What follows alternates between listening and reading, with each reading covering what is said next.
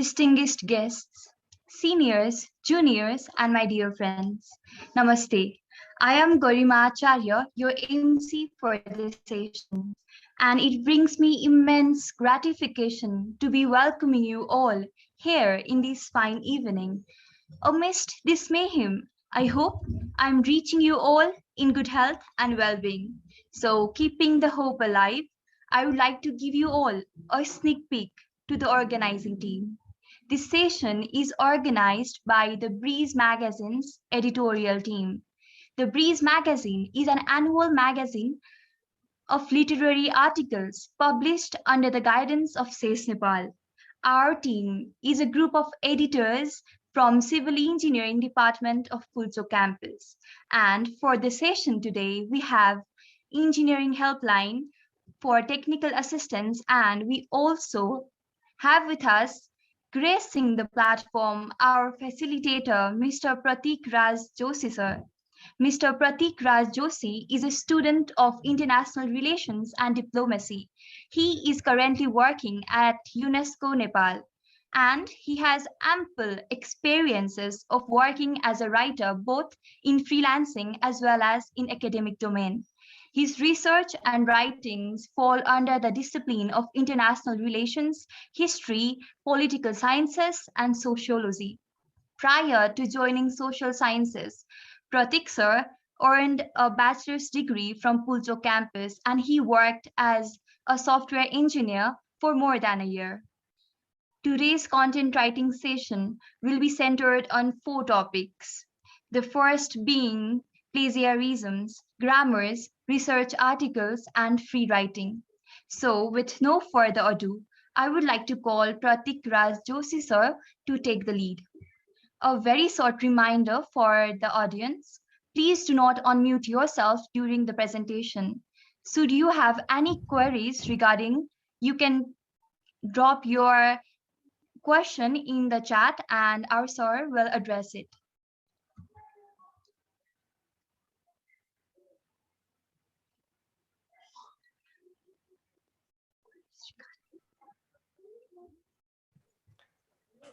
Okay, thank you, Garima. Thank you, everyone. I really hope that I'm audible and visible at the same time. Okay, so thank you, everyone. Thank you, Cess, especially for calling me to organize this session.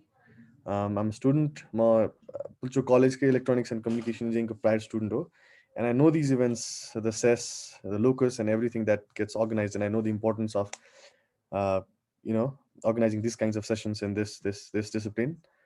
So I'm very much delighted to give you guys a brief outlook on how you need to write. So just introducing myself first.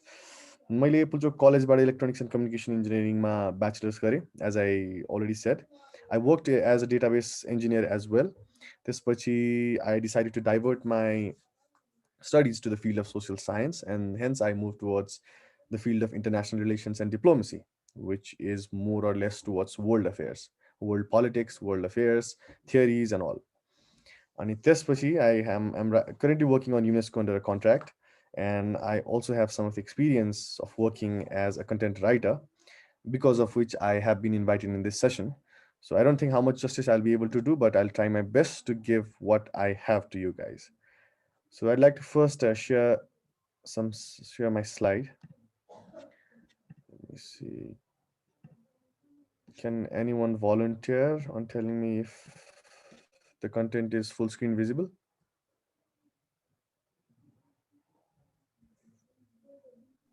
Yes, sir, it's visible. Okay. So let's move towards content writing. Either. So first of all, कहाँबाट start गरौँ भनेपछि, thank you everyone for tuning in. First of all, thank you everyone for having an interest in this subject, and I can see there are a lot of participants. So I'll try to give my best in this presentation. First of all, the basis of content writing is what it assumes is your writing is a step ahead than you. Okay? So wherever you go, wherever you apply for, your CV goes first. Anywhere you want to show your content goes first. So your first personality, or we generally call it as your first introduction, is writing. If you have a good writing, you have a good impression. And as we all say, the first impression is the last impression. So definitely all of you want to make a good impression out of you on the first sight. And that's the reason why content writing is required. Or let's say that's one of the reasons why content writing is required.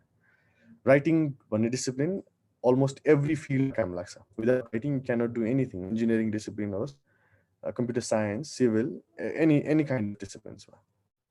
So त्यसलाई basis मानेर चाहिँ I've uh, made this short presentation slide, which will not be able to cover everything, but most of the things that we need, that you need. So as I said, content writing is the indispensable part of your life. It's not just writing, but writing as a whole in different aspects will be discussed in this presentation. So let's move forward. So your presentation, I'm going to discuss गर्ने कुरा भनेको, it's first a brief introduction to content writing, यसको necessity and importance, domains as in the subject matters where this is mostly used, types, prerequisites, the things that you need to know before moving on to content writing, introduction, body, and conclusions. These are some of the basic things when you write any kind of content. This was plagiarism, which is something that is ignored, especially in the case of Nepal, but is a very essential and a very critical topic. And at the end of the day, but not the least, the referencing part. Right? So let's start from what is content writing. Writing is a kind of a communication through words. When you want to communicate someone, not orally but verbally, or let's say by writing, it falls under the domain of content writing. Anything you write falls under content writing. And especially 21st century matching, this is an indispensable part because social medias, blog posts, Instagram, everything that we see, Twitter handles, Twitter posts, सबैको यो major domain भनेको content writing नै हो. Especially your digital world मा त this has occupied it like a storm. हामी blog postहरू देख्छौँ, हामी जोक्सहरू देख्छौँ, हामी कसैको स्टोरिजहरू देख्छौँ. From head to toe, everything falls under this domain. I know examples from websites, infographics, newspapers, advertisement, and many more. There are lots and lots of domains of content writing where we use this, right? So why is this important? Under short my description to the heavy content is the king. Wherever you go, whatever you do, if you are able to generate a good content, you are a good producer of a content. होइन इन्टरनेटमा हुने except for multimedia contents like videos and photos, almost everything you view on the internet refers to this content writing. र यसको एउटा not यो simple लगभग सबै राइटिङको domain यसले कभर गर्ने भए पनि there are certain things that you need to know to create a good paper, to create a good research, to create a good vlog. So यसको एडभान्टेजेसहरू छ यो कुरा सिकिसकेपछि. It helps to build relationship to the audience. It is one of the static ways through which you can communicate with people. Design creative brand communication to make an impact. Brand communication as in हामीलाई कुनै एड्सहरू एकदम मनपर्छ, कुनै add एकदम मन पर्दैन. कुनै add पढ्यौँ, कुनै रिसर्च पेपर पढ्यौँ भने मनपर्छ, कुनै मन पर्दैन. That's all because of the way they write things and the content they have inside it. अनि written contents are the cornerstone of search engine optimization. अहिले हामीले युज गर्ने SEO भनेर जुन भन्छौँ, वेबसाइट बनाइसकेपछि त्यसको ऱ्याङ्किङदेखि लिएर everything, it is related. But more than this, what we need to understand, what we need to focus on is the importance of content writing in academic discipline, as we are from the academic field. So, academic discipline मा हामीले जति पनि research papers पढ्छौँ, journal articles-हरुदेखि लिएर experiments and everything, these do not fall directly under the domain of content writing. These are academic writings, which is also a part of it. And assignments, term papers, even journal papers, सबै कुरा भनेको यसै भित्र पर्ने कुराहरु. Moving on. Now, अघि भनेको जस्तो content writing को different domains-हरु छ. Web articles, email writing, academic writing, grant writing as in grant proposals-हरु बुझाउँदाखेरि, instructional writing, YouTube description even, हरु सबै यसकै डोमेनमा पर्छ. Now, यो राइटिङ एउटा वर्ल्डको चाहिँ डोमेन्सहरु छ, टाइप्सहरु छ, जुन टाइप्स मध्ये तीनटा मेजर टाइप्स भनेर मान्छौं. One is business and management writing. The second is technical and research writing, and the third is academic writing. I'll give a brief introduction to all of these types, but since my expertise is in academic writing, I'll mostly focus on that particular field. So फर्स्टमा business and management राइटिङको कुरा गर्दाखेरि चाहिँ यसमा भनेको landing pages, blog, social media post and everything that you do, copy राइटिङहरूदेखि लिएर press रिलिजहरू सबै चाहिँ बिजनेस एन्ड म्यानेजमेन्ट राइटिङमा पर्छ. Technical and research writing as you all know is research paper, most थिसिसहरू, प्रोजेक्ट पेपर्सहरू, म्यानुअल्स इभन यिनीहरू पर्छ. र academic writing is specifically e-learning, academic guidelines, instructional डिजाइन्सहरूमा पर्छ, जुन चाहिँ हामी अब फोकस गर्दै जान्छौँ. नाउ कुनै पनि किसिमको कन्टेन्टलाई लेख्दाखेरि there are certain things that we need to consider that we often ignore. First भनेको anything you write starts with research. कुनै पनि पर्टिकुलर टपिकमा तिमीलाई लेख्ने मन लाग्यो, if you want create some content, even stories, you need to have some prior experience or even or not at least prior knowledge to that particular field. None of the writers in this world know everything that so that they can write, you know, immediately after someone tells them to write. A certain amount of time research ma jans ra hamro condition ma ke huncha bhane we are mostly focused on writing but not gaining the background understanding of what we are going to write. So research मोडमा हामी के भन्छौँ भनेपछि त्यति नै time almost खर्च गर्नुपर्छ जति टाइम चाहिँ you are gonna spend in writing. That's how important it is, because research mode not only gives you the idea of the particular topic but it also makes you learn how to write particular things. Research मोडबाट तिमी research गर्दाखेरि बाहिर इन्टरनेटमा हेर्दाखेरि you not just only know about what is inside that content but how it has written it, कसरी लेखेको छ, कसरी पोर्ट्रे गरेको छ, कस्तो ल्याङ्ग्वेज युज गरेको छ, होइन, डिफ्रेन्ट टाइप्स अफ स्टाइल्सहरू हुन्छ. डिस्क्रिप्सन दिन खोजेको हो कि आर्ग्युमेन्ट गर्न खोजेको हो कि स्टोरी बनाउन खोजेको हो कि त्यो कुराको नलेज हुन्छ. र त्यसले गर्दाखेरि आफूले लेख्ने बेला सबै कुरा इन्कर्पोरेट हुन्छ एउटै ठाउँमा. So read as much as you can before writing. That's very important. Myth छ त्यहाँ, अब पढ्नु हुँदैन, आफै लेख्नुपर्छ, पढेर लेख्यो भने चाहिँ त्यस्तै खाले भाषा बन्छ भने होइन. तर एउटा कुरा मात्र पढ्ने होइन नि त, lots and lots of things that you should study first. अनि त्यो सबैको एमालगेमेसनमा तिम्रो एउटा कन्टेन्ट बन्छ which will definitely be better than them. अर्को भनेको English vocabulary and grammar. So this is something that will be developed eventually as you go, as you start practising. Vocabularies and grammars are not something that you can learn overnight. You need a lot of practice. कस्तो सेन्टेन्समा कस्तो word use गर्न मिल्ने, सिनोनिम्सहरू कसरी use गर्न मिल्छ, कुनै पनि इभेन्टको कुनै पनि इन्टेन्सिटीको वेटको हिसाबले कसरी हामीले वर्ड युज गर्न मिल्छ त्यस्तो कुराहरू चाहिँ इङ्ग्लिस भोक्याबुलरी र ग्रामरमा पर्छ, होइन. जस्तै फर इक्जाम्पल एउटा इक्जाम्पल दिनु पर्यो भने, जस्तै फर इक्जाम्पल हाम्रै फिल्डमा, मेरो आफ्नो इन्टरनेसनल रिलेसन्स फिल्डमा एउटा सेन्टेन्स मैले भने, जस्तै owning nuclear weapons has strengthen India's power भनेर भने रे, होइन. न्युक्लियर वेपनको ओनरसिप भइसकेपछि इन्डियाको पावर स्ट्रेन्थन भएको छ भन्नुभन्दा owning nuclear weapons has bolstered the power of India भन्दाखेरि it sounds more robust. So that's how vocabulary should be used, होइन. अर्को प्रेसिजन. मान्छेको एटेन्सन स्प्यान एकदमै कम छ. They just want to get to the point, read your content and then get over it, होइन. It doesn't matter how much time you have given to write that particular content. त्यो रिडरले तिमीले बढी time लिएर लेखेको भनेर उसले बढी टाइम पढ्दैन. he or she just want to get the gist of it in the least amount of time possible. So त्यसको लागि what you need to work on is precision, to the point लेख्नु पर्यो. बढी लेखेर केही पनि हुँदैन, कम लेखेर केही पनि हुँदैन. Always follow what you are writing, always surround the topic that you are writing and hit the target exactly at the point that you think you should. Now then, after giving a brief introduction to what writing is and what are the prerequisites, अब एउटा simple एउटा writing scenario लिउँ जसमा चाहिँ हामीले कुनै examples दिएर चाहिँ I can start explaining you guys how you can move forward, है. सो यसमा चाहिँ म कस्तो एक्जाम्पल लिन्छु भनेपछि, एउटा एकाडेमिक राइटिङमा there is a subject or let's say a topic called argumentative writing. Argumentative writing भनेको कस्तो हो भनेपछि कुनै एउटा टपिक हुन्छ, पर्टिकुलर टपिक, त्यो टपिकमा चाहिँ you have to give your argument. So you can either be against the point or for the point.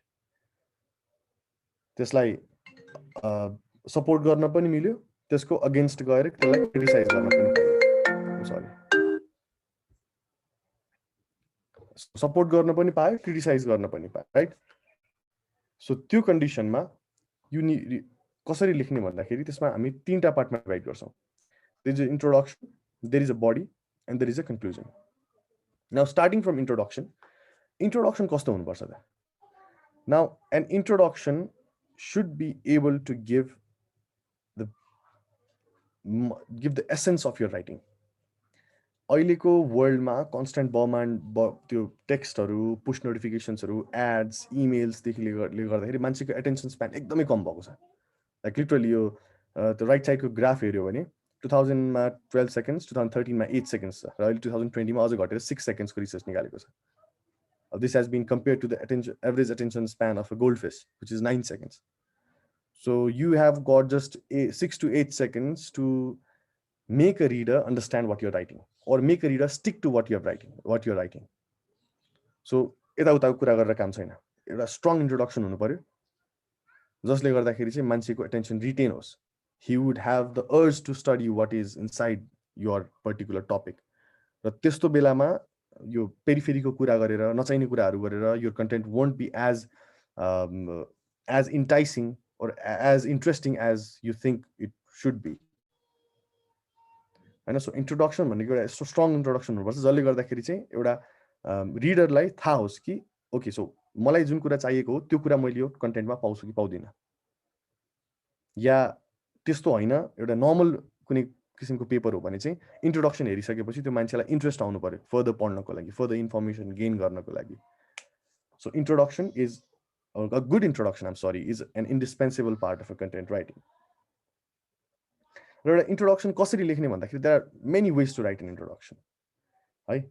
फ्याक्टहरूबाट सुरु गर्न मिल्छ, राइट? अलिकति पर्सनल भएर पनि सुरु गर्न मिल्छ। जस्तै फ्याक्टबाट सुरु गर्दाखेरि यही एउटा इक्जाम्पलमा पनि, do you know that the average human attention span has been decreasing and it's around 6 seconds in 2020 भनेर सुरु गऱ्यो भने, so there is a fact, there is something that most of the readers might not know, and they might be interested in knowing what further. So यो भएर के भयो त? उसलाई direct impact पर्ने कुरा पनि हो। So this is the way you formulate these introduction paragraphs. त्यसपछि इन्ट्रोडक्सनमा you should also explain how the article or the piece of writing would benefit the reader. The readerले पढिसकेपछि what are the information that he or she will get, जसको बेसिसमा he or she will decide if it is worth reading. And then again, another way to formulate an introduction is to answer some questions of what and why. किन यस्तो भइराछ, कसरी यस्तो भइराछ भन्ने कुराको answer दिन सक्यो भने त्यसरी पनि इन्ट्रोडक्सनलाई सुरु गर्न मिल्छ। कुनै पर्टिकुलर टपिक लिने र त्यसमा फर्स्टमै एउटा आर्गुमेन्ट राख्ने, अनि त्यसपछि त्यो आर्गुमेन्ट राखिसकेपछि the particular reader will be interested. Okay, so यो आर्गुमेन्ट छ भने चाहिँ what are the points that he has to support or to go against this arguments, or मैसँग मेरो आर्गुमेन्टसँग त्यो पर्टिकुलर आर्गुमेन्ट मिल्छ भने okay, so what can I learn, मेरो भन्दा उसको सोचाइ कसरी डिफरेन्ट रहेछ त भनेर, this is how you entice people. So overall, at the end of the day, what you need to do in introduction is make sure that your content is not being deflected, the reader is strictly paying attention to what you have written, and you should have the ability, इन्ट्रोडक्सनमा तिमीले रिडरको attention लिइसकेपछि you should, त्योभन्दा difficult task भनेको retain गर्नको लागि हो क्या। Body कन्क्लुजनसम्म त्यो रिडरलाई retain गर्नको लागि त्यही इन्ट्रोडक्सनकै ट्रान्जिसन मिलाएर प्याराग्राफ्सहरू मिलाएर, है? सो फर एक्जाम्पल एउटा यो इन्ट्रोडक्सनको म एक्जाम्पल दिन्छु। This is a good introduction, I not say the best introduction, but it's a good introduction. So यो पर्टिकुलर केस, यो पर्टिकुलर इक्जाम्पल भनेको के हो भनेपछि एउटा क्वेसन हो, एउटा आर्गुमेन्टेटिभ एसे, मैले जसरी भने रिसर्चमा हुन्छ भनेर, त्यो आर्गुमेन्टेटिभ एसेमा के हुन्छ भनेपछि एउटा क्वेसन हुन्छ, युनाइटेड स्टेट्सको एउटा इस्युको क्वेसन हो। सो सेक्युरिटी गार्ड्सहरूलाई, अब जस्तै gun violence, as you can hear from the news that the gun violence has been very rampant in case of the United States, right? So question particular के थियो भनेपछि सेक्युरिटी गार्ड्सहरूले आफूसँग भएको guns, fire arms, एम्युनिसन्सहरू चाहिँ school प्रेमिसभित्र लग्न पाउँछ कि पाउँदैन भन्ने आर्गुमेन्ट थियो, होइन? त्यो आर्गुमेन्ट आइसकेपछि अब यो एउटा आर्गुमेन्टेटिभ एसे हो है। सो वाट द राइटरको रेस्पोन्सिबिलिटी यसमा के हो भनेपछि त्यो आर्गुमेन्टेटिभमा एउटा पोजिसन लिने, लिन पाउँछ लिन पाउँदैन, can or can not, should or should not, र त्यसपछि आफ्नो पोजिसनको हिसाबले त्यसलाई डिफेन्ड गर्दै जाने, आर्गुमेन्ट्सहरू दिने, एभिडेन्सहरू हाल्ने र लास्टमा कन्क्लुजन दिने। सो यो पर्टिकुलर इन्ट्रोडक्सनमा सो उसले एकदम सिम्पल इन्ट्रोडक्सन दिएको छ। Some of the developed countries of the world are experiencing an increase rate of gun violence and firearms. Simple introduction हो। This is not that catchy because it is academic साइडतिर छ क्या, यो अलिकति formal type of writing हो यो। र but यसको एसेन्स के हो, मैले यो किन देखाउन खोजेको भने यसको लास्ट सेन्टेन्स जुन हाइलाइट गरेको छ नि, in my opinion, the security guards should be allowed in schools because they have stopped some of the mass shootings, could impact the mental state of the clearing, and could work in coordination with other departments to further understand and identify. This particular sentence is called the thesis statement once again.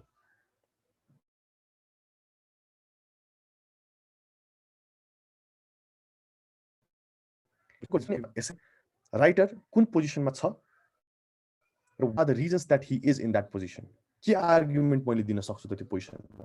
So यसमा हेऱ्यो भने एउटा argument के छ, they have stop सुटिङ्स भन्दछ। So security गार्ड्सहरूले gun लगेर जाँदाखेरि युएसमा कुनै कुनै ठाउँमा मास सुटिङ्सको केसेस कम भएको होला, तर भनेर मात्रै हुँदैन, एभिडेन्स दिनुपर्छ जुन पछि बडीमा दिइन्छ।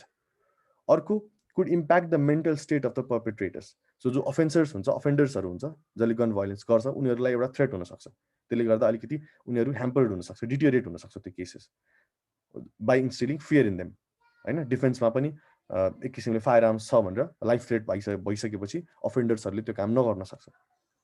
र अर्को लास्ट आर्गुमेन्ट भनेको and could work in coordination with other departments to further understand and identify the cause of this. So यसरी लगेर गयो भने चाहिँ सेक्युरिटी गार्ड्सहरूलाई पनि लगेर गयो भने चाहिँ उनीहरूले अरू डिपार्टमेन्टहरूसँग पनि कोइलेसन गरेर यो गन भाइलेन्सको रेटलाई कम गर्न सक्छ भन्ने उसको आर्गुमेन्ट हो। तिनवटा डिफ्रेन्ट आर्गुमेन्ट्स छ है, यो कुरा चाहिँ ध्यानमा राख्नु। र यो डिफ्रेन्ट आर्गुमेन्ट्स दिनुभन्दा अगाडि चाहिँ इन्ट्रोडक्सनमा what this writer has focused is just given some background of this particular topic, and त्यसपछि scenario for the research, why this research is required। यो रिक्वायरमेन्टमा अब युनाइटेड स्टेट्समा चाहिँ अहिले गन भाइलेन्स बढिरहेको छ, होमिसाइडहरू भइरहेको छ, अनि इभन एजुकेसन इन्स्टिट्युट्सहरूमा पनि यसको चाहिँ इम्प्याक्ट देखिरहेको छ भनेर एउटा ब्याकग्राउन्ड बनाएको छ, जसले गर्दा चाहिँ यसको इम्पोर्टेन्स झल्काउँछ क्या यो पर्टिकुलर रिसर्चको। अनि त्यसपछि लास्टमा as I said earlier thesis statement लेखेको छ, जसले चाहिँ it gives an example, it gives यो थिसिस स्टेटमेन्ट पढिसकेपछि चाहिँ एउटा रिडरले चाहिँ okay so this is the opinion of this writer and these are the arguments based upon which he or she has made this opinion. Now let's go to see if these arguments are plausible. Arguments are logical छ कि छैन, plausible छ कि छैन, यसलाई effective or appropriate evidenceहरूले back गरेको छ कि छैन भनेर मुभ गर्ने हो।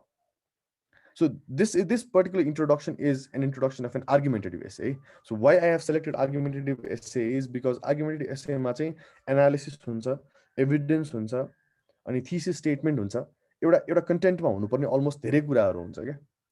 So I just given this example, सबै कन्टेन्ट यही फर्मेटमा जान्छ भन्ने छैन, they are different parts, you can find it on the internet, तर जस्ट एसेन्स बुझाउनको लागि चाहिँ मैले एउटा आर्गुमेन्टेटिभ एसेको इक्जाम्पल लिएको।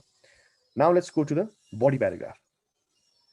अब body paragraph is the gist, और body paragraph is the heart of your content है। अब यो पर्टिकुलर बडी प्याराग्राफमा आर्गुमेन्टेटिभ क्वेसन के थियो भनेपछि, अब I don't know how much you guys are familiar with international events, but Joe Biden United States को प्रेसिडेन्ट इलेक्ट भइसकेपछि he once promised to restart a nuclear deal with Iran है। So Iran कन्ट्रीसँग चाहिँ nuclear weapon छ भन्ने एउटा scepticism छ United स्टेट्समा, र त्यसले गर्दाखेरि चाहिँ ट्रम्पले हुँदाखेरि त्यो इरानसँग न्युक्लियर वेपन छ कि छैन भनेर चाहिँ IAEA भन्ने एउटा इन्टरनेसनल एटोमिक एनर्जी एजेन्सी भन्नेलाई चाहिँ इरानमा गएर चाहिँ मोनिटर गर त्यहाँको कामहरू भनेर पठाएको थियो। त्यो गर्दाखेरि इरान र अब युएसको चाहिँ अलिकति अब धेरै कुराहरूमा कुरा नमिलिसकेपछि चाहिँ इरानले चाहिँ त्यो न्युक्लियर डिल मानेको थिएन र युनाइटेड स्टेट्सले क्यान्सल गरिदिएको थियो। त्यो डिल क्यान्सल गरेपछि युएस र इरान बिचको रिलेसनसिप झन् बिग्रिँदै गयो। अब यो पर्टिकुलर क्वेसन के थियो भनेपछि, बाइडेन प्रेसिडेन्सीमा आइसकेपछि should he restart that deal भन्ने क्वेसन थियो, आर्गुमेन्ट थियो। र यो राइटरको पर्टिकुलर क्लेम के थियो भनेपछि यस he should भनेर उसले एउटा इन्ट्रोडक्सन लेखेको छ। There is a thesis statement, again, he should because of this reasons भनेर. But now he has started with body paragraph. अब त्यो introduction सकिसक्यो, thesis statement सकिसकेपछि उसको body paragraph मा के छ त? Now let's see है. First sentence is a paragraph statement. Now यो कुरा चाहिँ जहाँ पनि काम लाग्छ है. कन्टेन्ट राइटिङमा एउटा एकदम इम्पोर्टेन्ट कुरा भनेको प्याराग्राफ्सहरू हो क्या. What we say is one paragraph, one thing. एउटा प्याराग्राफ कुनै कुरामा लेखेको छ भने त्यो प्याराग्राफ पर्टिकुलर त्यो कुरामा मात्र घुम्नुपर्छ, त्यसको मात्र अराउन्ड घुम्नुपर्छ, ट्रान्जिसन ल्याउने होइन, त्यहाँबाट अर्को पोइन्टमा जम्प हुने होइन. If you want a jump then start a new paragraph. तर जम्प किन गरेको भनेर फर्स्ट र सेकेन्ड प्याराग्राफमा ट्रान्जिसन पनि ल्याउनुपर्छ क्या. I'm not sure how well you guys are understanding. तर one body paragraph is for a single content, a single subject topic. त्यो भन्दा यताउता जाने होइन. यसको एक्जाम्पल लिँदाखेरि आर्गुमेन्टेटिभ एसेमा बडी प्याराग्राफमा चाहिँ उसले फर्स्ट सेन्टेन्स सबैले हेऱ्यो भने के लेखेको छ? The reason behind the endorsement of Biden supporting the Iran nuclear deal is to balance power and domination globally.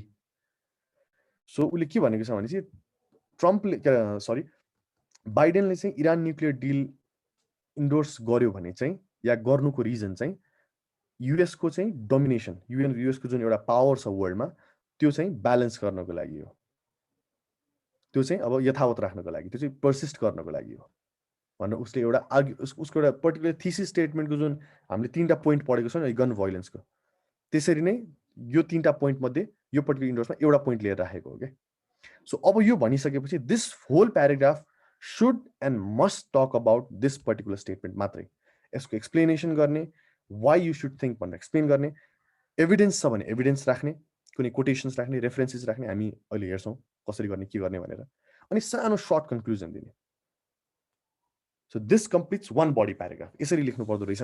यसरी एउटा पर्टिकुलर सब्जेक्ट म्याटर लिने र त्यो पर्टिकुलर सब्जेक्ट म्याटरले एउटा बडी प्याराग्राफमा एन्ड गर्ने, स्टार्ट गर्ने, एउटा ओभरअल पिक्चर दिने अनि सानो कन्क्लुजन गरेर एउटा प्याराग्राफमा एन्ड गर्ने. सो यो एउटा आर्गुमेन्टेटिभ एसेमा यो एउटा आर्गुमेन्टको लागि भयो. अब अर्को सेकेन्ड आर्गुमेन्टको लागि सेकेन्ड बडी प्याराग्राफ हुन्छ, थर्डको लागि थर्ड, अनि नो अब depending upon how many arguments you have try to write त्यतिवटै बडी प्याराग्राफ्सहरू हुन्छ. Now let's move towards conclusion. Conclusion भनेको often ignored part of any content हो. अझ आर्गुमेन्टेटिभ राइटिङ र एकाडेमिक राइटिङमा त कन्क्लुजन इज भेरी इम्पोर्टेन्ट.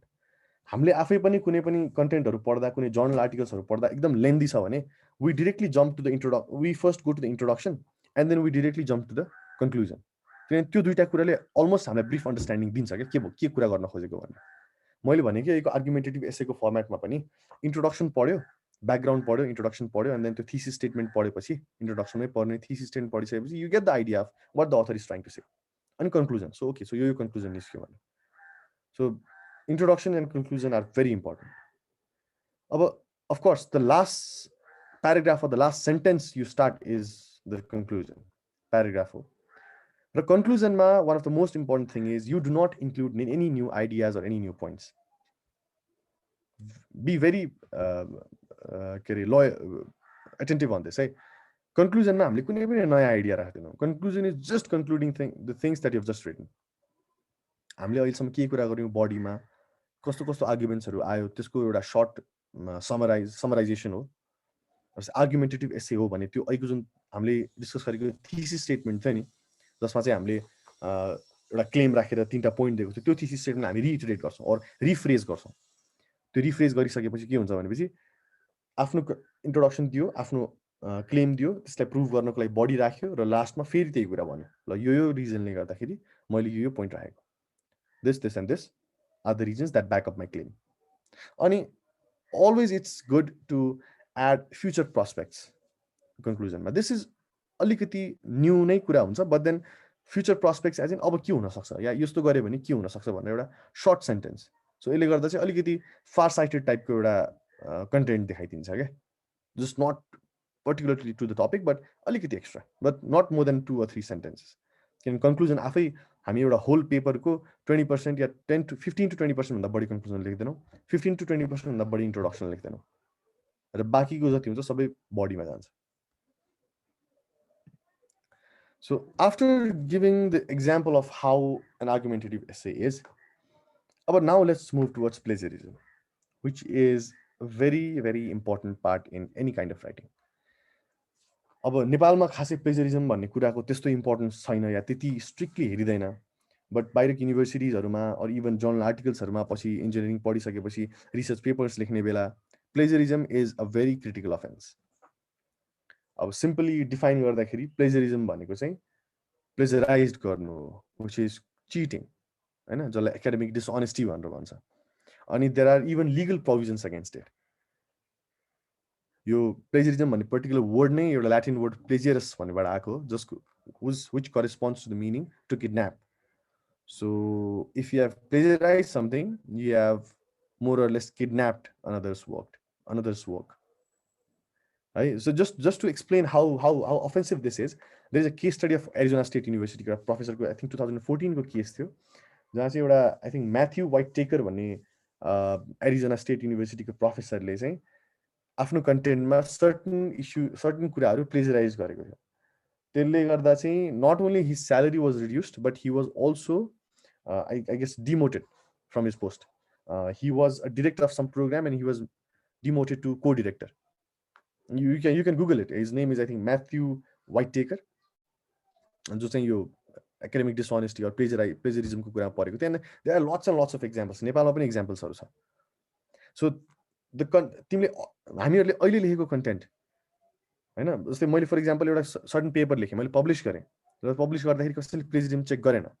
अब म पछि गएर एउटा राम्रो स्कलर बनेँ, सक्सेसफुल स्कलर बनेर पछि गएर कसैले चाहिँ मेरो अहिलेको पेपरलाई चाहिँ प्लेजराइज थियो भनेर उसले क्लेम गर्यो भने पनि that can have serious complications on my career क्या. सो अहिलेदेखि नै प्लेजरिजम चाहिँ हटाउनु बानी बसाल्नुपर्छ, because it is an offence. है, अब स्पेसली यो एकाडेमिक फिल्डमा त after you write any kind of journal articles वा research papers, plagiarism is something that is not tolerable. है, अब लेट्स डिस्कस अलिकति यो प्लेजरिजमको टाइप्सहरू डिस्कस गरौँ, होइन.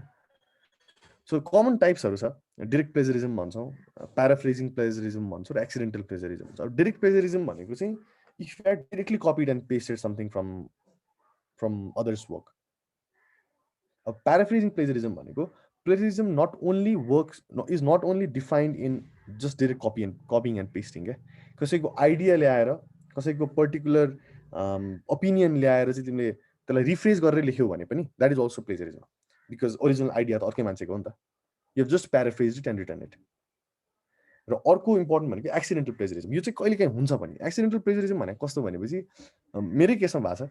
जस्तै for example if I read some contents, मैले कुनै मल्टिपल कन्टेन्ट्सहरू पढेँ, मैले कुनै बेलामा कुनैको बारेमा लेखिरहेको छु अरे, लेख्दा लेख्दै अब मैले कुनै रिसर्च आर्टिकल्सहरू पढेँ, अनि मैले कुनै एउटा पर्टिकुलर आइडिया लिएँ. अब when I again sit and write, त्यो सबकन्सियसली त्यहीँको स्टेटमेन्ट, त्यहीँको फ्रेजहरू, त्यहीँको सेन्टेन्स चाहिँ दिमागमा आउँछ क्या, त्यहीँको भोकाबुलरिजहरू दिमागमा आउँछ, अनि लेखिन्छ. But you don't know if it's plagiarised. So यस्तो चाहिँ रेयर हुन्छ, धेरै हुँदैन. भइहाल्यो भने पनि there is a certain level of tolerance. जस्तै एकाडेमिक राइटिङमा आई गेस 10देखि 14% प्लेजरिजम चाहिँ it is something that is that the university are lenient. त्यतिसम्मको प्लेजरिजमलाई अफेन्सिभ मान्दैन, बिकज त्यो चाहिँ अब धेरै कुरा गर्छ. फर इक्जाम्पल मैले कुनै एउटा वर्ल्ड वारको बारेमा लेख्यो भने, होइन, वर्ल्ड वार 2 को बारेमा लेखेर मैले एउटा स्टेटमेन्ट लेखेँ, for example Adolf Hitler was one of the reasons why the world war 2 started भनेर लेख्यो भने, अब त्यो पर्टिकुलर स्टेटमेन्ट मैले नै भनेको हो अहिले, बट देन त्यही स्टेटमेन्ट धेरैले युज गरेको हुन्छ नि त, होइन. त्यो because that's a common statement. So त्यस्तो केसेसमा प्लेजरिजम आयो भने चाहिँ त्यो एक्सिडेन्टल प्लेजरिजम्सहरू हुन्छ, जसलाई चाहिँ खासै ठुलो अफेन्स मानिँदैन. But you should always check if your paper has plagiarism or not, एक्सिडेन्टलै भए पनि, है. न हाउ टु चेक इट भन्ने कुरा चाहिँ एउटा there are lots and lots of softwares, है, online softwares or desktop softwares and everything that check plagiarism कतिको छ कन्टेन्टमा भनेर. यो यिनीहरूको चाहिँ एल्गोरिदम कस्तो हुन्छ भनेपछि दे टेक युर कन्टेन्ट, त्यसको किवर्ड्सहरू, त्यसको कन्टेन्ट एनालिसिसहरू गर्छ, त्यसको स्ट्रिङ्सहरू, त्यसको फ्रेजेसहरू, वर्ड्सहरू लिन्छ, अनि they have a matching engine. त्यो म्याचिङ इन्जिनले चाहिँ त्यो पर्टिकुलर कन्टेन्ट चाहिँ काहीँ अरू ठाउँमा पब्लिस भएको छ कि छैन भनेर चेक गर्छ. र these engines are so powerful and they have so much of content कि एउटा स्टुडेन्टले आफ्नो युनिभर्सिटीमा अनलाइन सब्मिट गरेको जुन पेपर्सहरू हुन्छ त्यसमा पनि म्याच गर्छ. So one of the best यो प्लेजरिजम डिटेक्सन सफ्टवेयर भनेको टर्निटिन भन्ने हुन्छ. turn it in. मैले चाहिँ जसको स्याम्पल चाहिँ मैले यहाँ देखाएको छु. सो लेफ्ट ह्यान्ड साइडमा तिमीहरूले हेऱ्यौ भने चाहिँ there is a paper which I have checked for plagiarism. Right hand side ma it's the report. So report ma it's 19% similarity index. So 19% plagiarized छ भनेर भन्यो, which is not good, which is not tolerable. 19% मा पनि कसरी ताने 15% internet सोर्सेसबाट छ, 7% पब्लिकेसन्सहरुबाट छ र 9% स्टुडेन्ट पेपर्सहरुबाट छ. र फेरि तिमीले लेफ्ट साइडमा हेर्यौ भने हरेक प्लेजराइज गरेको चाहिँ पर्टिकुलर स्टेटमेन्ट फ्रेजेसहरुलाई चाहिँ उले हाइलाइट गरेको छ र नम्बर दिएको छ 2 3 15 16 भनेर. So why this number corresponds to यता राइटमा हेर्यौ भने प्राइमेरी सोर्सेस भनेर जुन एउटा ट्याब छ नि. सो 1 नम्बरको प्लेजरिजम यो वेबसाइटबाट तानेको, 2 नम्बरको यसबाट, 3 नम्बरको यसबाट भनेर हरेकको पोस्टमार्टमै गरेर देखाएको हुन्छ. सो त्यतिसम्म एक्युरेट हुन्छ कि plagiarism detection software. So it's very difficult, almost impossible to get out of this. अब छ देयर आर साइट्स जुन साइटहरूले चाहिँ मैले कुनै एउटा प्याराग्राफ नै तानेर त्यो साइटमा हालिदियो भने चाहिँ उसले प्याराफ्रेज गरेर प्लेजराइज फ्री बनाइदिन्छ. तर still the idea is plagiarise. र in case if you are caught then you might have to go through some of the complications. So it's better to not plagiarize anything that you write, especially academic discipline, right? So अब plagiarism कसरी हटाउने, plagiarism अब there are references and citations that I need to take. कसरी tackle गर्ने भन्दाखेरि चाहिँ reference गर्नुपर्छ के. अब रेफरेन्सको धेरै इम्पोर्टेन्स छ. सो रेफरेन्सिङ भनेको सिम्पल टर्म्समा कसैको अरू मान्छेको आर्टिकल्स, अरू मान्छेको ओपिनियन्स, अरू मान्छेको एक्सपेरिमेन्ट्सको रिजल्ट्स तिमीलाई चाहियो. If you want to extract that, if you want to use that rather than plagiarising, तिमी कपी पेस्ट नै गर, but then you refer it, you cite it. Citation गर्नु भनेको चाहिँ त्यो अथरलाई उसले गरेको कामको एप्रिसिएसन दिनु. So okay, so I have taken this particular sentence from your article है, so I am citing it भनेर साइट गर्ने, कोटेसन्समा राख्ने, या रिफ्रेज गर्यो भने according to this author यसले यस्तो यस्तो भनेको थियो भने रिफ्रेज गर्ने. This is one of the best ways that you can write contents, specially in academic discipline. अब यसले it adds credibility to your writing. One of the first things is references, साइटेसन्सहरू युज गरेको छ भने any reader would know that you have done your best to not plagiarise anything that was found on the internet or any other platforms. The second is demonstrate the depth of your research. है, कन्टेन्ट्सहरू रेफरेन्सेसहरू लिन सजिलो छैन. You need to go through a hell lot of things, or lots and lots of research articles, journal papers, contents, news, and everything to write to find references according to what you exactly need. So references are छ भने the reader would definitely know that you have done a good amount of research. Of course, prevents plagiarism. अब जस्तै यो मैले अहिलेको आर्टिकलमै, यो particular अहिलेको आर्टिकलमा देखाएको इक्जाम्पल हामीले हेऱ्यौँ भने यसमा everything that is highlighted are not entirely plagiarized. Jastै यहाँ अब I don't know if you're able to see it, jastै यो sentence, particular sentence, like any international institution, the legitimacy and the cooperation of its participants are crucial to ICSID's operations भनेर जुन chain भनेर उसले site गरेको छ. यसलाई यो plagiarism सफ्टवेयरले प्लेजराइज देखाउँछ, but it's not entirely plagiarise because cite गरेको छ. सो यो कुराहरू चाहिँ इग्नोर गर्छ. जो यो रिजनले गर्दाखेरि नै मैले अघि भने नि 10 देखि 15% अफ प्लेजरिजम चाहिँ इट्स टलरेबल, लिनियन्ट हुन्छ. सो यस्तै रेफरेन्सेसहरूले गर्दाखेरि है. अनि of course using references helps you to acknowledge other people's work. र there are different ways to do referencing है.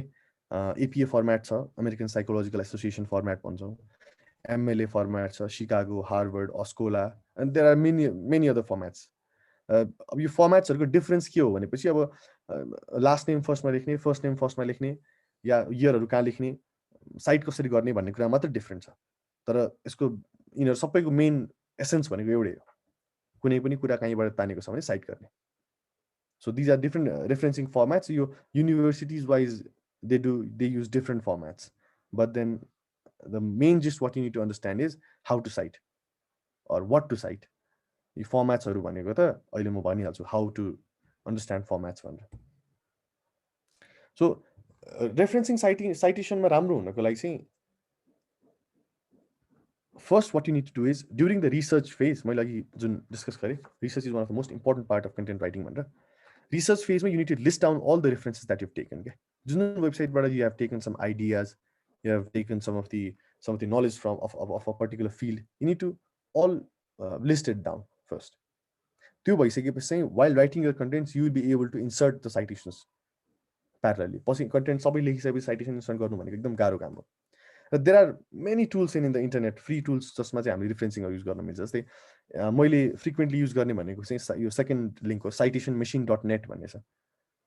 यो citation-machine.net मा चाहिँ के हुन्छ भनेपछि यो पर्टिकुलर स्क्रिनसट चाहिँ त्यसै हो। फर्स्ट स्क्रिनसट हेऱ्यो भने चाहिँ यहाँ चाहिँ you can write the article, कस्तो के साइट गर्न लागेको, जर्नल आर्टिकल हो कि न्युज आर्टिकल हो कि होइन, कसैको ओपिनियन हो कि कसैको बुक हो कि।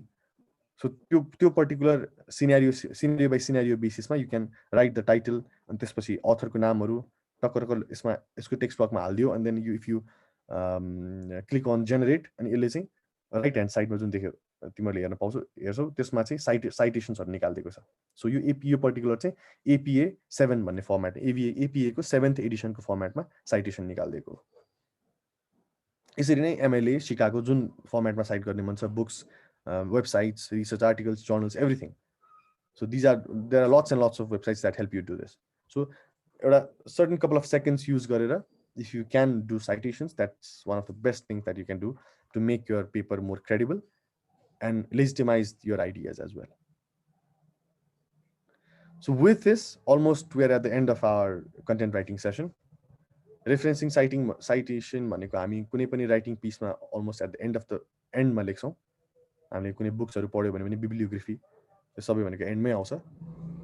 सो अनि अर्को कुरा, यो वेबसाइट्सहरूबाट you can also download some of the formats and manuals that you require for this. So this formats and manuals help you to understand how to do this. कमाजहरूदेखि लिएर पङ्क्चुएसन्सहरू कहाँ राख्ने, कसरी राख्ने साइटेसनमा, which is very important part. You'll get a very good idea of it. So with this, I would like to thank all of you for your attention. This was a short session, but I tried to address as much things as I can. I will be entertaining questions now. So over to you, I think. Over to you, the organizers. Thank you, sir. So if anybody has any queries, you can drop it in the chat box and sir will address it.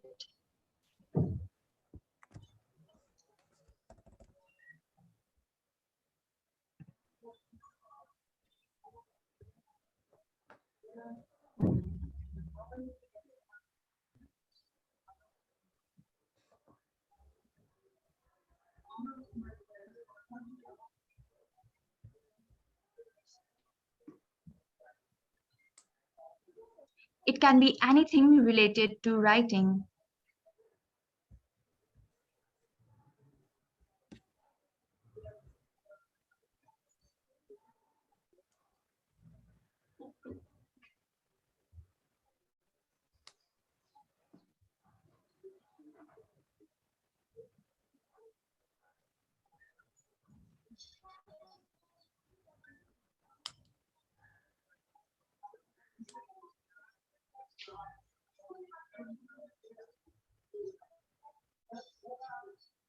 So yeah, chat, I think I found something from Ramesh, who has written that his friend from Australia, who while doing assignments, copy contents from certain websites and translate it 2 or 3 times to different language and finally get back to English language.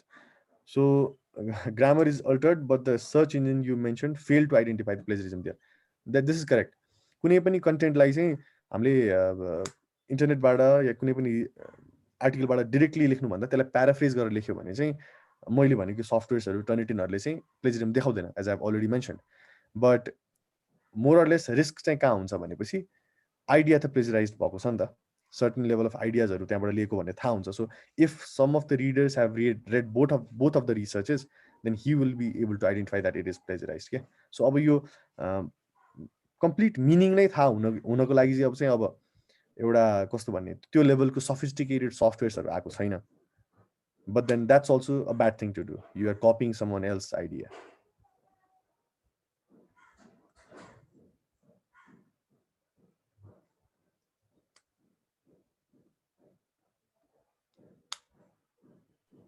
Sir, we have other questions in the chat box. So, okay, so I'll just go through it. प्लेजरिजम डिटेक्सनको लागि कुन software भन्नुभएको थियो? Okay, so that's Turnitin, correctly pronounced by Suman Rana Magar. So यो Turnitin भन्ने software चाहिँ it's not accessible to directly to users है. यो चाहिँ आई थिङ्क युनिभर्सिटिजहरूबाट एक्सेस पाउनुपर्छ. आइएम नट स्योर पुल्चोक कलेजसँग छ, मैले पढ्दाखेरि त थिएन. अब I don't know if they have had it now, but अरू पनि टर्न इट इन बाहेक अरू टर्न इट इन चाहिँ इज भेरी एक्युरेट भनेर भन्छ, बट इन्डिभिजुअल अकाउन्ट बनाउन मिल्दैन. So there are other softwares as well. You can just go to the Google and then just type some of the best plagiarism softwares and you will find a lot of them. Even Grammarly पनि गर्छ सायद certain level or something. So I don't know my question is related to or not, but can you tell the difference between speech and essay? So speech and essay writing there's a huge lot of difference है. अब speech writing र essay writing भन्यो भने essay writing भनेको चाहिँ it is mostly formal writing type को हो क्या. Certain particular topic you have written a speech, you have written a essay. तर स्पीच राइटिङमा कस्तो हुन्छ भनेपछि जेनरली धेरै केसेसमा चाहिँ स्पीच राइटिङको कुराहरू चाहिँ ultimately you read it in front of the audience के, त्यो स्पीच हो क्या. सो त्यसलाई चाहिँ अलि बढी इन्टाइसिङ, अलि बढी इन्ट्युटिभ या अलि बढी इन्ट्रेस्टिङ बनाउन सक्नुपर्छ क्या. सो एसे राइटिङ भनेको फर्मल हुनसक्छ, तर स्पीच राइटिङ चाहिँ डिफ्रेन्ट टाइपको हुनसक्छ क्या. स्पीच राइटिङमा चाहिँ यु सुड फोकस अन यो ल्याङ्ग्वेज, कसरी बोल्ने, के बोल्ने, कहाँ ब्रेक लाउने, सबै कुराको चाहिँ एउटा डिटेल हुन्छ. अनि एसे राइटिङमा हामी मोस्ट अफ द केसेसमा चाहिँ, नट एभ्री केस, जेनरली चाहिँ एसे राइटिङमा we only use third person perspective. I, me, he, she हामी युज गर्दैनौँ कन्टेन्ट राइटिङमा, एसे राइटिङमा. तर स्पीच राइटिङमा चाहिँ I, in my opinion, I think that भनेर युज गर्न मिल्छ क्या most of the केसेसमा.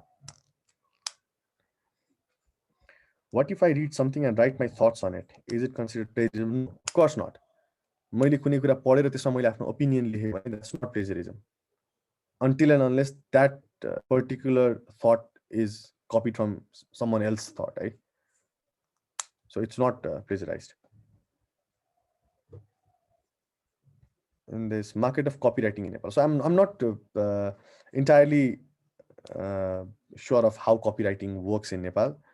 But I guess I know that there is a bit of a market of copywriting. People do it. They have been earning it. But since I have not been in that discipline, I don't think I will be the best person to answer this question. I'm sorry.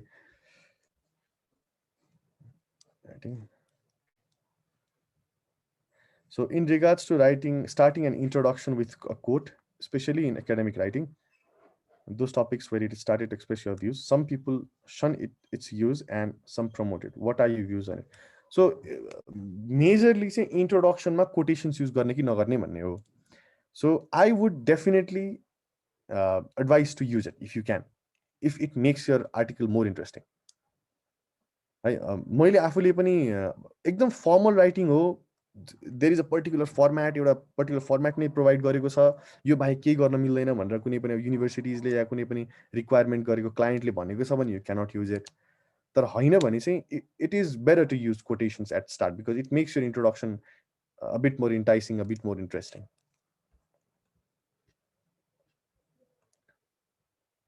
Is plagiarism important in day-to-day life? Yes, of course it's important if you write every day. म पहिले राइटरको काम, म when I used to write contents, I used to take care of plagiarisms every day. I used to consider them.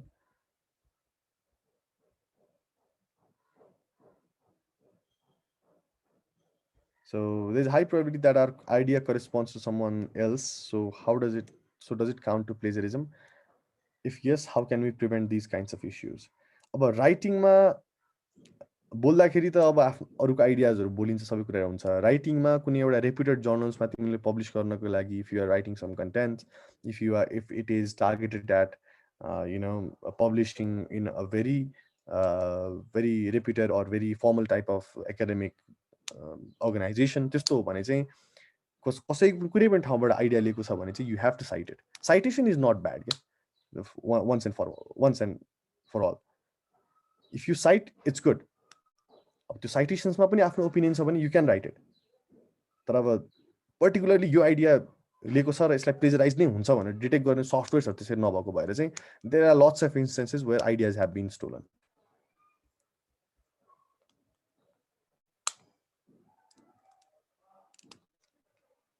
So yeah, what if I need to write an article about a celebrity and most चाहिँ त्यसमा facts चाहिँ include हुन्छ definitely.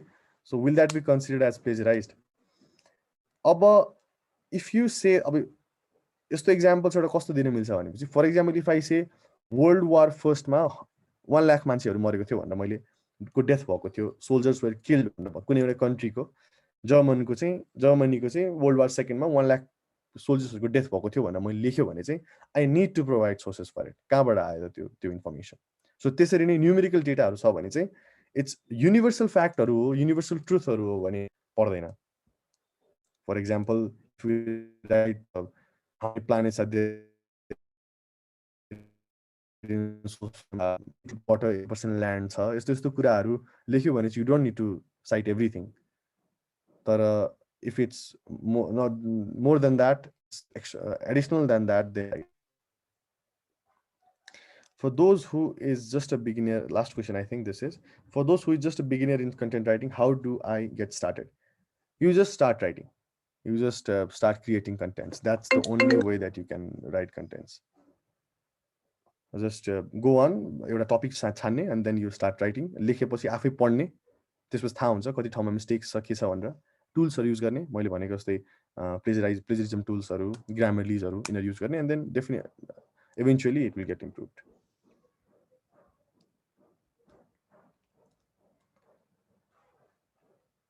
Coming Pulchowk Lab's report on computer programming and others from friends is plagiarism or not? It is plagiarism if your teacher finds it, but if it's not, if he or she doesn't. I haven't done it, but अब यो assignmentsहरू, handwritten notesहरू, and then programming languagesहरू, these are something that are bound to be copied.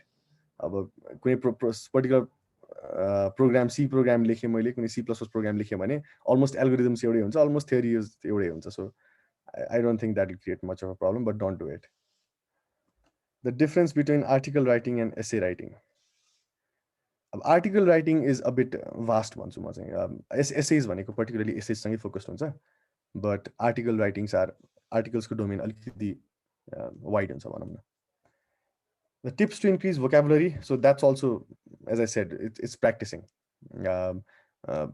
मैले recommend गर्नु पर्दा चाहिँ, say for example, if you read Kathmandu Post, there is one level of vocabularies.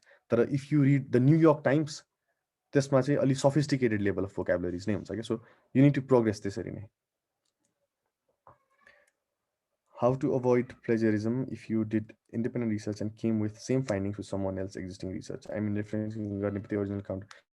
So this doesn't count as plagiarism. तिमीले particular research articlesमा आफ्नो experiment गरेको छौ, आफ्नो methodology छ, तर conclusion त एउटै आउन सक्छ नि त। डेफिनेटली आउन सक्छ।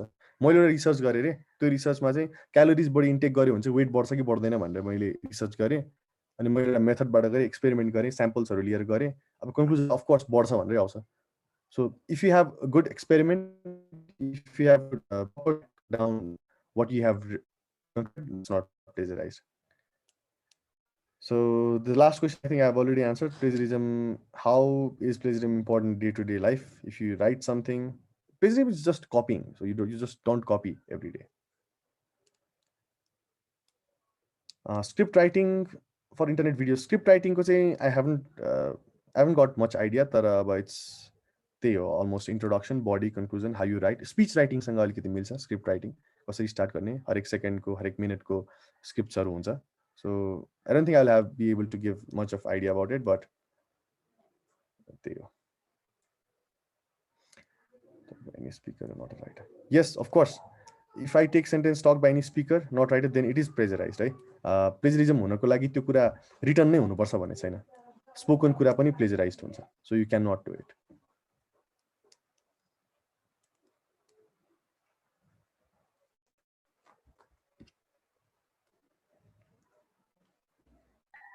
Are there any more questions?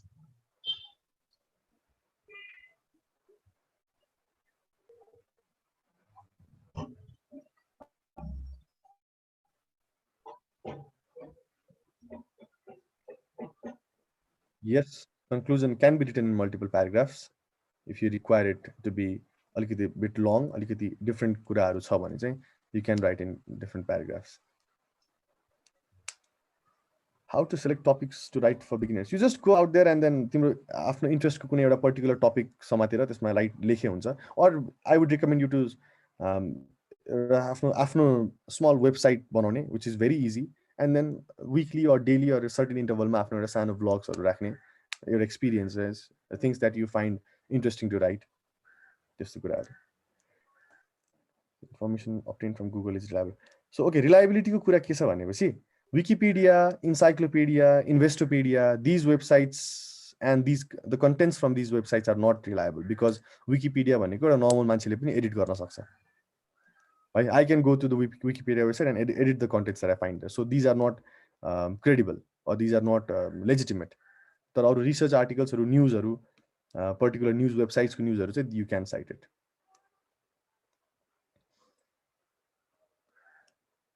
I'm sorry, I don't know about the legal processes that we need to do on if I find plagiarized. So sue गर्न पाइन्छ क्या, I'm not sure. You can sue a person if you find that they have they've stolen your ideas or articles.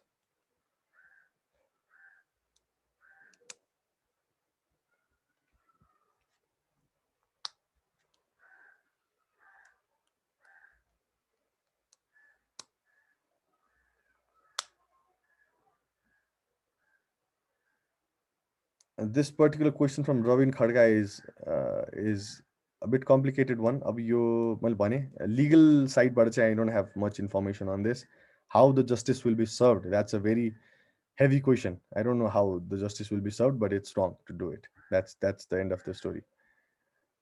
How do you know if you're improving without sending the articles to anybody? You will know if it is improving because the essence haru, the transitions haru, the effectiveness haru, the पढ्न खोजेको कुराहरू आफै बुझ्दै गइन्छ क्या. जुन mistake पहिले गरिन्थ्यो त्यो मिस्टेक पछि हट्दै जान्छ, ट्रान्जिसन्सहरू मिल्छ, एउटा फ्लोमा बन्छ आर्टिकल्सहरू, राइटिङ्सहरू. So that's the way you can judge yourself. So I guess that's it for the questions. Okay, that's it for the questions. So the presentation was very informative.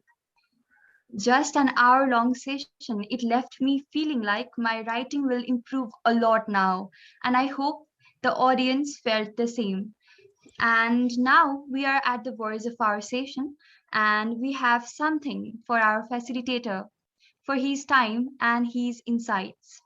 We have a token of love.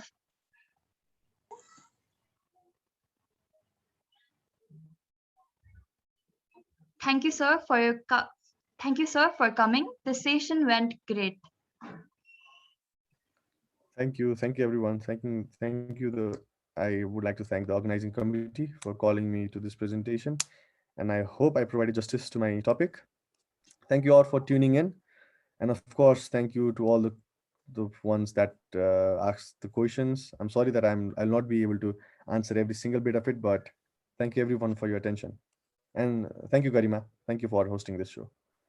Thank you, sir. And with this, I would like to request all the audience to submit their articles to the Breeze magazine. The articles can be poems, letters, essays, or any form of writing that is not technical, because we have another magazine for technical writings. And happy writing, you all. Thank you for coming.